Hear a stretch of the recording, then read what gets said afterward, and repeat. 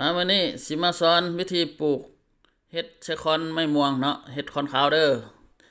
เกียมคอนมาแล้วก็สว่านเจาะเนาะความห่างกัน10เซนหรือ15เซนความลึก2ข้อมือเนาะลูกสว่านอิงตามน้อยใหญ่เนาะหลังจากนั้นซี่แล้วก็เอาหัวเสือเฮาลงเนาะยักให้มันลงเต็มหูเอาไม้อัดก็ได้หรือเอาฟาเวียอัดก็ได้เนาะ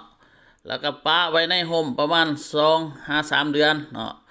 ก่อนที่เฮาจะเปิดดอกเฮาต้องเอาคอนไม้ของเฮานี่ไปแช่น้ำไว้1คืนเนาะแล้วก็เอามาทุบแล้วก็ปะไว้ประมาณ1อาทิตย์เนาะก็เฮ็ดก็เริ่มออกมาเนาะ1คอนสามารถเก็บได้ตลอดปีเนาะหลังจากที่เฮาเก็บแล้วเฮาก็เอาคอนเฮาไปตากแดดประมาณ2-3 มื้อแล้วไปแช่น้ำหลังจากนั้นก็เอาขึ้นมาปะไว้ในห่มอีกประมาณ1มื้อหา2มื้อเฮ็ดก็ออกคือเก่าเนาะ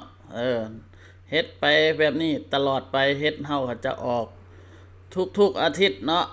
ถ้าผู้ใดสนใจหัวเสื้อเฮ็ดคอนขาวก็สามารถทักมาได้เนาะ